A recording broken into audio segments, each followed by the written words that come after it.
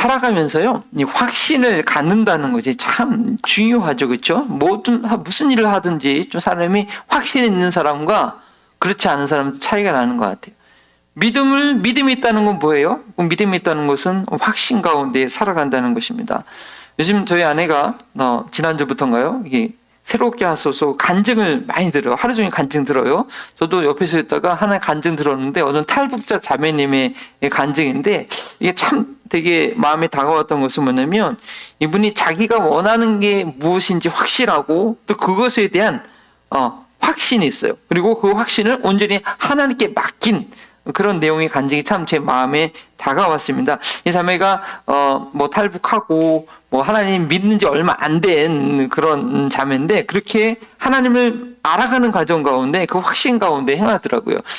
이제 노래를 좀 잘했나 봐요. 그래서 이제 교회 가서 이제 찬양팀으로 같이 하는데 그 찬양팀이 이제 미국에 사역 갈 길이 있었나 봐요. 그런데 그 자매는 믿음생활 한지 얼마 안 됐으니까 거기에 같이 포함이 안 됐는데 정말 가고 싶은 마음이 있었던 것 같아요. 그래가지고 다니던 직장도 자기가 미국 자리도 없는데 자기가 한 달간 미국 갔다 오니까 휴가 좀 달라고 그렇게 직장에 말했더니 직장에서 잘렸대요. 잘리고 결제는 거 아무것도 없는데 짐도 싸고 준비해 놓고 그러고 있었는데 갑자기 이제 그 단장님한테 연락이 와가지고 야 저 가기로 했던 한 친구가 갑자기 못 가기로 했다. 너 지금 갈 수 있냐?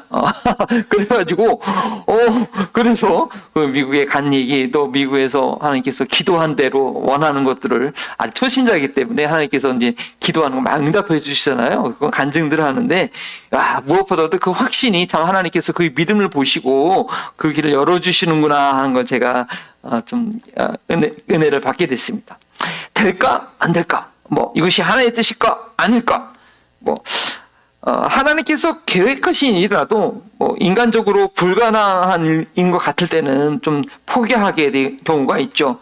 또 나와 직접적인 이익이 관계되는 일에는요, 하나님 뜻과 상관없이 죄악된 것인데도 그것을 계속 붙잡고 있을 때가 저희가 있습니다. 저희는 어떻게 하면 내 생애에 대한 하나님의 선한 뜻을 놓치지 않고 좀 매사에 확신 있게 행할 수 있을까요? 어떻게 하면 낙심하지 않고 영광과 존귀에 이르는 선을 좀 지속하고 또 멸망에 빠질 악의 유혹에 넘어가지 않을까요? 오늘 본문은요, 지난번에 다윗이 사울의 목숨을 살려줬던 그런 상황과 좀 유사합니다. 우리 최영진님은 중간에 오셔가지고 잘 이해가 안 될 수도 있겠지만 아마 잘 들어보시기 바랍니다. 이 다윗이 예전에도 한번 사울을 살려줬거든요. 근데 오늘도 또 그런 비슷한 내용이에요. 다윗이 처음에는 불확실성 가운데 정말 이 사울을 죽이려다가 양심에 이게 좀 그래가지고 옷잘 한번 찌르고 또 그것도 되게 양심에 좀 이게 찔린 그러면서 하나님의 뜻을 분별했지만 오늘 말씀에서는 지난번에 사울을 대했던 것과 또 나발의 사건, 그 전에 있던 나발의 사건을 경험하면서 조금도 흔들림 없이 확신 가운데 다윗이 행하는 것을 보게 됩니다. 그 반면 사울은요, 자신의 악을 반성한 듯 하지만 여전히 그 마음은 점점 더 악에 치우쳐 있게 되는 것을 저희가 자세히 보면 알게 됩니다. 죄악과 싸우는 영적 원리는 분명합니다. 좀 딴 얘기 같은데 로마서 6장에서 가르쳐주고 있는 내용인데요. 의를 위하여 몸을 들이면 들을수록 더 거룩함에 이르게 되고 죄의 몸을 내어주면 내올수록 사망에 이르는 죄악의 수렁에 빠지게 됩니다. 그래서 오늘 말씀의 핵심 주제는요, 이겁니다. 한번 읽어볼까요? 하나님의 뜻은 행할수록 확신하게 된다. 처음에는 선과 악은 행할수록 확장되고 확신케 된다 그렇게 했는데 전 뒷부분에 가서 말씀이 하나님의 뜻은 행할수록 우리가 알 수 있게 된다라는 그런 것도 좀 방향을 좀 바꾸게 된 것 같아요. 따라서 저희는 작은 선을 행하기를 놓치지 말아야 되고 작은 악을 범하는 것을 두려워할 줄 알아야 됩니다. 저희가 말하는 이 선과 악은요, 윤리적인 차원의 수준이 아닙니다.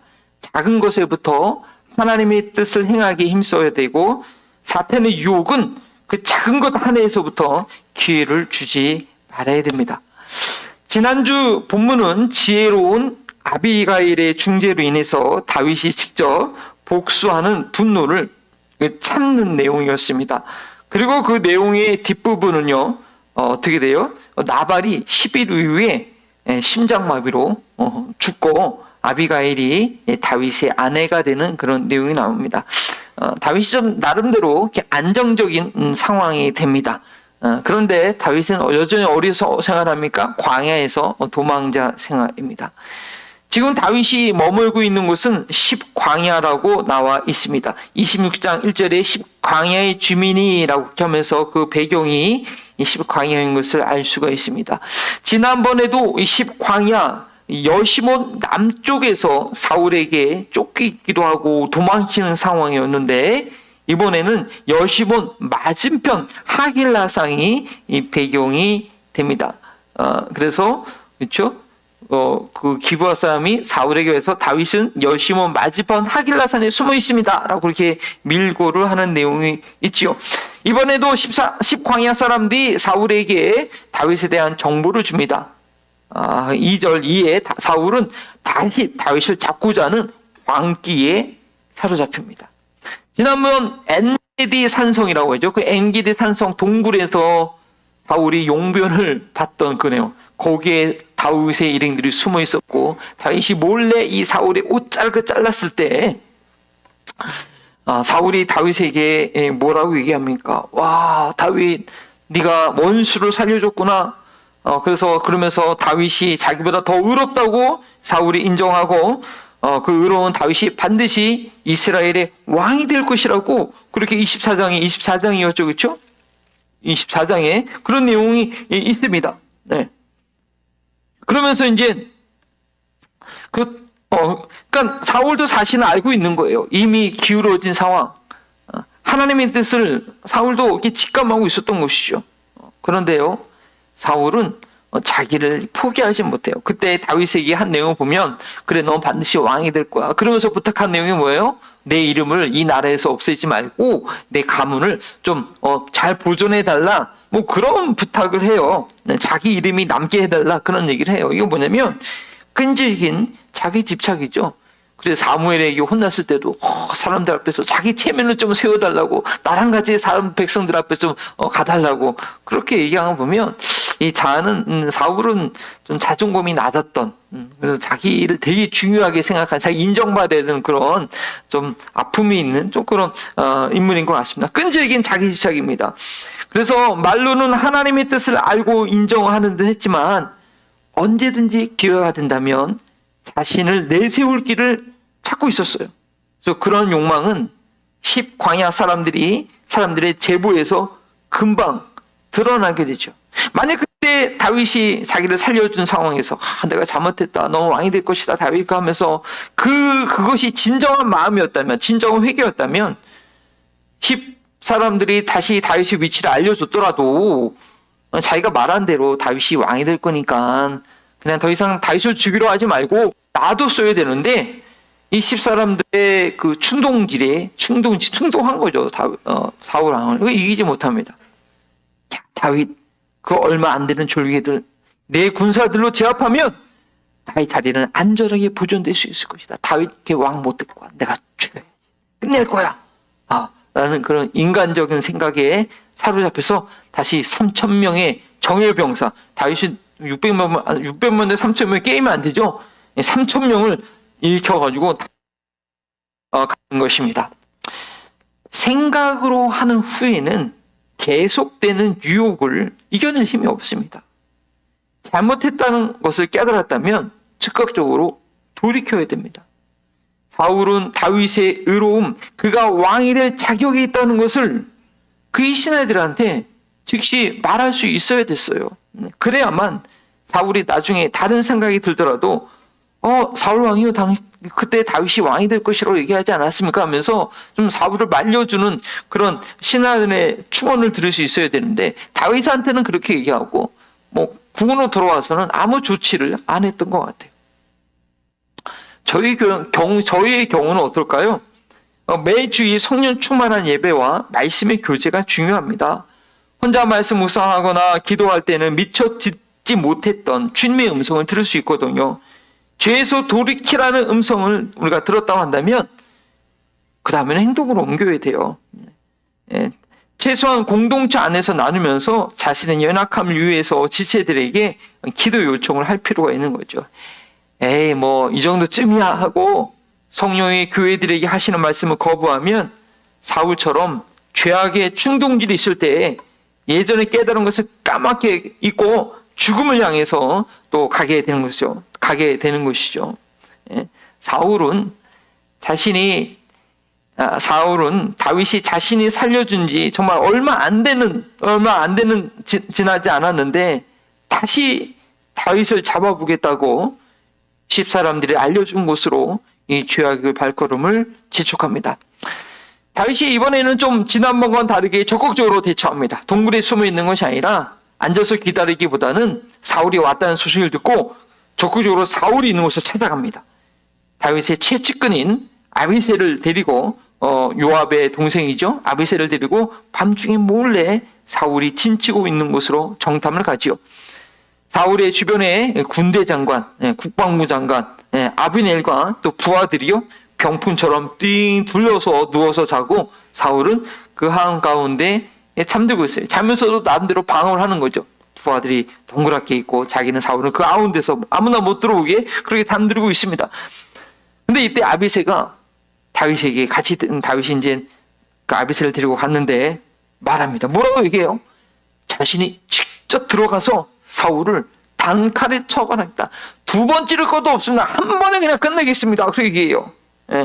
왜냐면 지난번에 동굴에 있을 때 다윗이 좀 가서 사울을 착 끝내주기 원했는데 아니 다윗이 끝내지도 않고 옷자락만 자르고 왔잖아요. 그러니까 이번에는 아비새가 제가 직접 가겠습니다. 그렇게 얘기하고 있는 거예요. 근데 사람들이 참 영적인 교훈을 얻기가 참 쉽지 않습니다. 이 마음으로 듣고 삶으로 경험된 교훈이 아니라면요, 뭐 이렇게 설교 시간에 듣는 건 사실 한 귀로 듣고 한 귀로 빠져나가는 소리가 되기가 쉽죠. 지난번에 다윗이 사울의 옷자락만 자르고 왔을 때 뭐라고 얘기해요? 내가 감히 손을 들어 주님께서 기름 부어 세우신 우리의 임금을 치겠느냐? 라고 얘기하면서 실망하고 있던 부하들에게 이제 그럼 우리가 그러면 안 된다.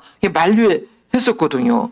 그 당시 아비새가 그 바로 옆에 있었으니까 그 다윗의 말을 들었고 또 다윗이 어떻게 행동했는지 분명히 보았음에도 불구하고 뭐 사울이 금방 그랬던 것처럼 이 아비새도 글쎄 다윗에게 자기가 자기 소전을 처단하게 해달라고 그렇게 얘기를 하고 있는 거예요. 그러나 다윗은 더 단호하게 확신에 차서 말하죠. 9절에 그렇게 해요. 9절을 보면 그 어느 누구든지 주님께서 기름 부어 세우신 자를 죽였다가는 벌을 건치 못한다. 지난번 엔게디 동굴에서는 질문형으로 우리가 그렇게 하겠느냐라고 질문형으로 우리 부하들을 타일렀지만 이번에는 하나님의 영역을 손대면 심판받는다라고 아주 직접적으로 확신 있게 얘기합니다. 뭐 그렇다고 사울을 인정하는 건 아니에요. 사울의 만행을 인정한 것은 아니었죠. 그리고서 10절에 좀 더 무서운 얘기를 해요. 10절에 뭐라고 얘기해요? 다윗이 계속 말하였다. 주님께서 확실히 살아계심을 두고 말하겠지만 확신차서 얘기해죠. 주님께서 사울을 치시든지 죽을 날이 되어서 죽든지 또는 전쟁터에 나가 죽든지 할 것이다. 그렇게 얘기합니다. 하나님께서 직접 심판하실 것에 대한 확신, 컨빅션을 갖고 있어요. 근데 다윗이 어떻게 이런 확신을 갖게 되었을까요? 바로 이 25장 바로 전장에 있었던 그 나발 사건이죠. 나발이 심장마비로 죽은 것을 경험했기 때문입니다. 다윗의 손에 직접 죽어도 마땅한 나발도 그가 심판을 다윗이 직접 행하지 않도록 아비가일을 통해서 막으셨고 얼마 안 되어서 주님께서 직접 심판한 것을 다윗이 보았기 때문에 이 사울의 운명에 대해서 나름대로 이런 확신을 갖고 얘기하는 거죠. 그러면서 다윗은 11절에 계속해서 하나님께서 다윗에게 금하신 것이 무엇인지 이제 분명히 알게 됩니다. 넘으면 안 될, 넘지 말아야 할 경계선이 무엇인지 분명히 알게 돼요. 그 삶에 있어서 선악과가 무엇인지 다윗이 알게 되는 것이죠. 그리고 그 주님께서 알려주신 것을 생명처럼 붙듭니다. 나중에 하나님의 통치를 나타내야 될 막중한 책임을 받은 자로서 그 자신이 하나님께 기름 부음 받았기 때문에 어떻게 기름 부은 자를 대해야 되는지 알고 본인이 넘지 말할 선을 마음에 확실히 새긴 거죠. 저희들에게도 각자에게 주시는 분명한 말씀이 있습니다. 부르시는 소명에 따라서 각자 평생 지켜야 할, 놓치지 말아야 될 본인에게 적용되는 그런 믿음 생활의 원칙이 있는 거예요. 다윗에게 있어서는 그 선을, 기름 부은 자를 함부로 하지 말아야 되는, 본인이 기름 부었기 때문에 본인의 기름 부음을 하나님께서 어떻게 이루어 가시는지 그 원칙을 다윗은 알고 지켜야 됐어요. 여러분에게 그런 게 있다는 거예요. 하나님께서 내게 반복적으로 말씀하시는 바가 있는 거예요. 이 적용 나눔을 좀 하다 보면, 그렇죠? 뭐 다른 설교 내용이 다른 내용의 질문인데도 본인의 적용은 항상 비슷할 때가 있어요. 아내도 그런 얘기예요. 생각해 보면 맨날 적용이 똑같다고. 왜 그럴까요? 그렇다고 한다면 그것은 내가 평생 지켜야 될 하나님께서 내게 원하시는 중요한 믿음 생활에 본인이 지켜야 될 원칙일 수 있다는 거예요. 그래서 그 부분을 우선 잘 지켜내면 그 다음에 믿음의 성장과 삶의 변화가 급격하게 일어나죠. 그러면 또 다음 단계 적용을 내게 주시는 거죠. 그거 실천할 때까지, 그거 지킬 때까지는 어떤 질문을 해도 계속 그 적용을 내게 주시는 거죠. 하나님께서 삶의 여러 가지 정황 가운데 그 부분을 실천할 수 있는 기회를 반복적으로 주실 것입니다. 그때마다 작은 것부터 우리는 실천해야 됩니다. 혹 감당하지 못했다면 내가 왜 그랬지 철저하게 자신을 돌아보면서 주님께서 다음 그런 기회를 또 주셨을 때 정신을 차리고 그 부분에 있어서 말씀대로 행할 각오를 해야 되는 것이죠. 다윗은요 사울의 옷자락을 몰래 잘랐을 때 그 양심의 가책을 외면하지 않고 순종함으로써 본인이 어떤 자세로 하나님의 기름 부으심을 이루어가야 될지 알게 되었습니다. 그리고 그 후에 나발의 사건을 겪으면서 그 확신은 분명해졌고 다시 한번 사울을 처단할 수 있는 기회에 더욱더 분명하게 하나님의 방법대로 반응한 것입니다. 사울을 죽이려고 흥분해 있는 아비새를 타일러서 그냥 사울의 창과 물병만을 살짝 가져오게 합니다. 근데 보세요. 그렇게 다 똥 둘려있고 있는데 어떻게 갖고 왔을까요? 성경 말씀을 보니까 하나님께서 그들을 깊이 잠들게 해가지고 모르고 살짝 갖고 올 수 있게 했다고 합니다. 다윗은 지난번에 사울의 옷자락을 증거로 자신의 결백을 이렇게 내보였는데 이번에는 사울이 늘 자신을 죽이려고 했던 그 창과 바로 사울의 머리밭에 있던 그 가까이 있었다는 거잖아요. 그 물병을 갖고 옴으로써 그걸 내보이면서 자신의 순전함을 사울에게 증명합니다. 저희가 오늘 본문 내용으로는 읽지 않았지만요, 다윗은 그 마음의 생각을 늘 진실하게 말했습니다. 사울에게 이 물병과 창을 보이면서 보십시오 사울 왕이요, 제가 먼저는 그 군대 장관 누구예요? 아비 누구죠? 그 책망하죠. 네가 군대 장군으로서 왕도 아브넬 책망하면서 네가 군대 장군으로서 네 왕도 지키지 못하고 잠만 쿨쿨 자고 자, 네 사울 왕의 창과 물이 어딘가 봐라 이렇게 책망하고 그 다음에는 임금이여 내가 이거 갖고 왔어도 제가 임금의 생명을 보존했습니다. 왜 임금님은 저를 죽이려고 그렇게 하십니까? 하면서 자기를 모험하는 그 말을 듣지 말라고 그렇게 사울이 간곡하게 그렇게 얘기합니다. 자기의 마음에 있는 바 그대로를 진실하게 얘기합니다. 그런데 우리 두 번째 단락에 읽었던 그 사울의 말을 보면요, 사울은 그렇지 못하다는 것을 저희가 볼 수 있습니다. 두 번째 읽었던 단락의 내용을 제가 이제 설명을 드리기 원합니다. 21절에 사울이 다윗의 말을 듣고서 지난번처럼 다윗에게 아들이라고 얘기하면서 자신의 잘못을 인정하는데 그리고 돌아오라고 얘기합니다. 뭐라고 얘기해요? 21절에 내가 잘못했다. 나의 아들 다윗아 돌아오너라. 내가 정말 어리석은 일을 하여 아주 큰 잘못을 저질렀다 라고 얘기해요. 근데 이 말이 사실일까요?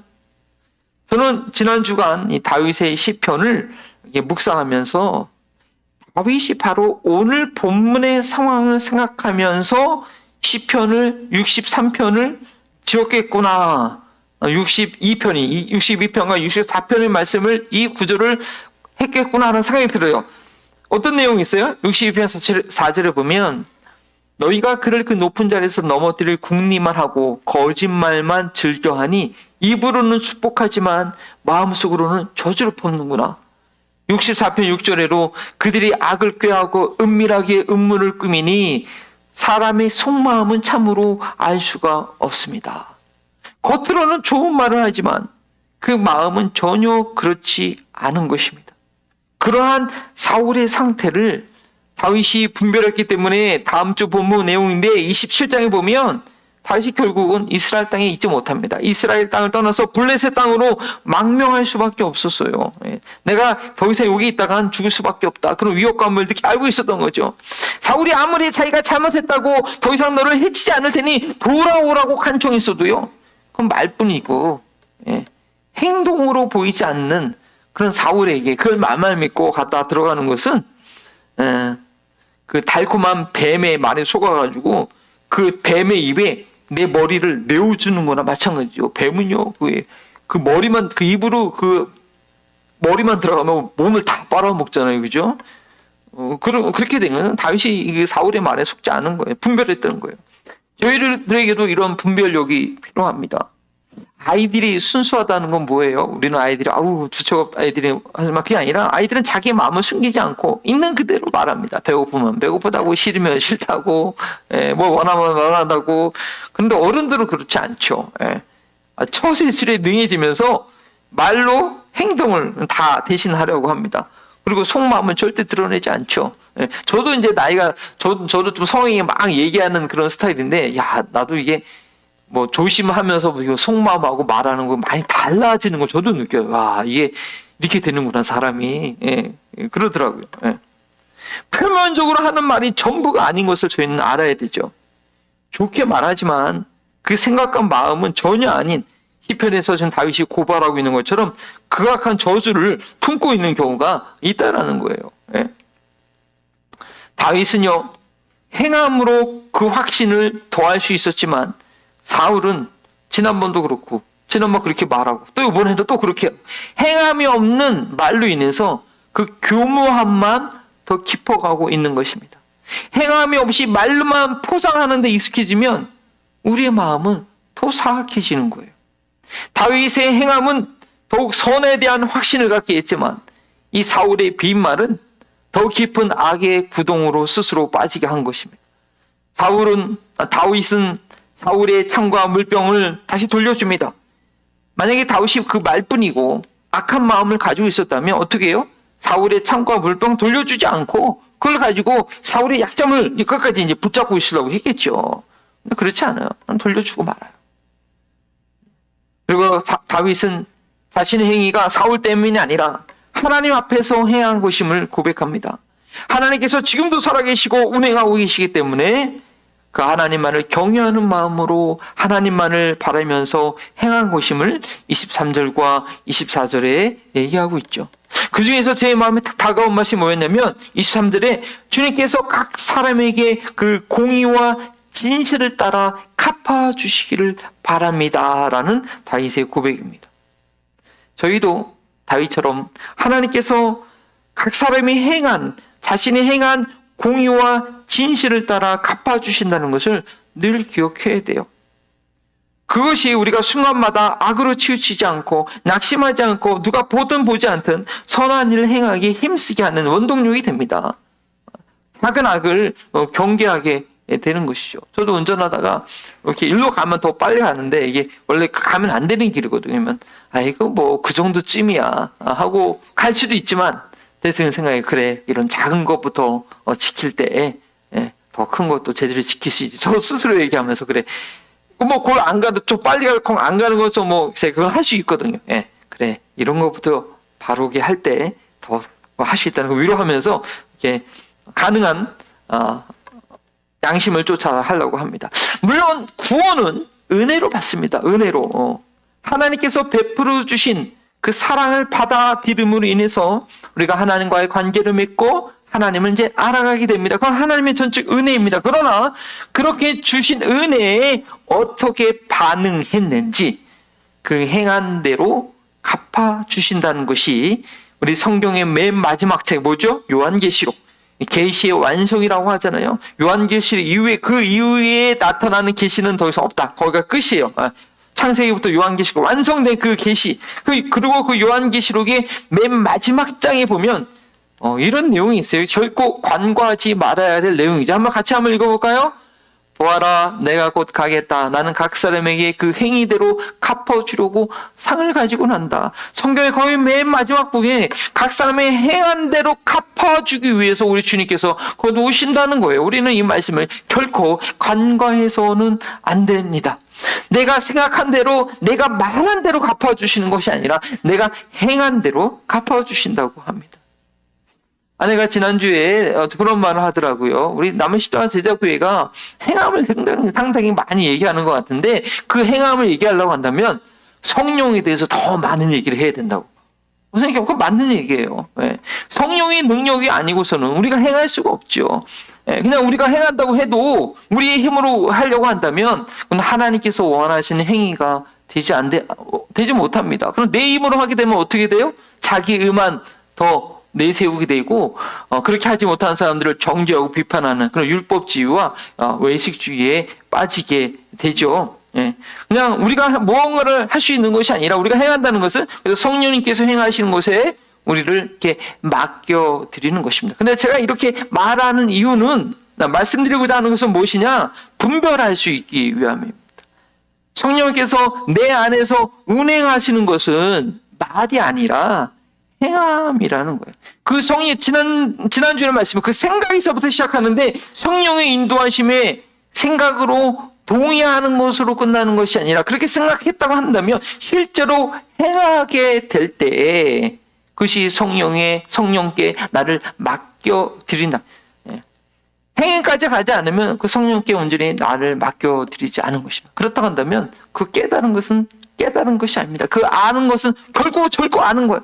그래, 내가 설교 들었어. 내가 묵상했어. 그게 하나님의 뜻인 것 같아. 근데 행하지 않아. 그거 절대 안 게 아니에요. 그거보다 더 깊은 의미가 있어요. 그래서 예수님께서도 우리에게 제자들에게 이렇게 말씀하시죠. 요한복음 7장 17절에 사람이 하나님의 뜻을 행하려고 행할 때 이 교훈이 예수님께서 하신 말씀이 하나님께서 왔는지 내가 스스로 하는 말인지 알게 된다. 이제 유대인들하고 논쟁 가운데 이렇게 한 말인데 하려고 할 때 알 수 있다는 거예요. 그리고 행할수록 더 알게 된다는 것이죠. 말씀해 주셨음에도 불구하고 깨닫기만 하고 행함으로 옮기지 않으면 바울처럼 마음의 병만 더 깊어지게 됩니다. 우리가 행하지 못할 때는 또 핑계 또 말을 하는 것이 아니라 내가 이러지 못했어요. 이래서 그랬어요. 소용없어요. 입 다물고 침묵하고 왜 그랬을까? 나 자신을 좀 돌아볼 필요가 있습니다. 말씀을 시작하면서 들었던 질문은 뭐였죠? 우리가 어떻게 하면 하나님의 뜻을 확신 가운데 행할 수 있겠는가였습니다.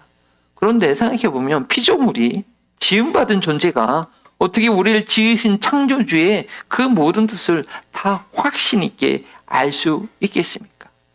그렇기 때문에 순종이라는 말이 너무나 중요합니다. 이 순종이라는 단어는 창조주와 피조물을 연결해주는 아주 아름다운 단어입니다. 처음부터 우리에게 무리한 것을 요구하시진 않습니다. 하나님께서 각 사람에게 원하시는 바가 있겠죠. 그리고 그것을 깨닫게 할수록 계속해서 반복되는 상황들을 우리를 하여금 경험하게 하십니다. 그러할 때 작은 것부터 우리가 순종한다고 한다면, 행한다고 한다면 다윗처럼 그 확신이 더 분명해져서 행하면 행할수록 더 분명해져서 감히 피조물로서 알지 못한 하나님의 그 놀라운 계획, 내 생에 대한 그 놀라운 그 뜻을 확신 있게 행하는 그런 복된 인생이 될 것입니다. 기도하시겠습니다. 하나님 감사합니다. 다윗이 그 험난한 광야에서 도망자의 생활, 자신의 고난을 단번에 끝낼 수 있는 그 욕이 올 때마다 넘어가지 않고 나의 기름 부으심을 이루시는 그 하나님의 방법을 확신하며 나아갈 수 있었던 것처럼 오늘 나를 부르신 하나님께서 내게 원하시는 하나님 뜻을 반복적으로 알려주시고자 할 때에 회피하거나 도망치지 않고 그 작은 것 하나라도 행함으로 인하여 나를 향한 하나님의 그 거룩하고 변하지 않고 큰 뜻을 확신할 수 있는 저희의 복된 삶 되시도록 도와주시옵소서. 자로나 우로나 치우치지 않고 무슨 일을 하든지 내가 하나님의 뜻 가운데 있다는 것, 내가 그리스도 예수 안에 있다는 그런 확신 가운데 살아가는 복된 저희의 삶 되게 하옵소서. 감사하며 예수님의 이름으로 기도합니다. 아멘. 이에 질문 드립니다. 다윗은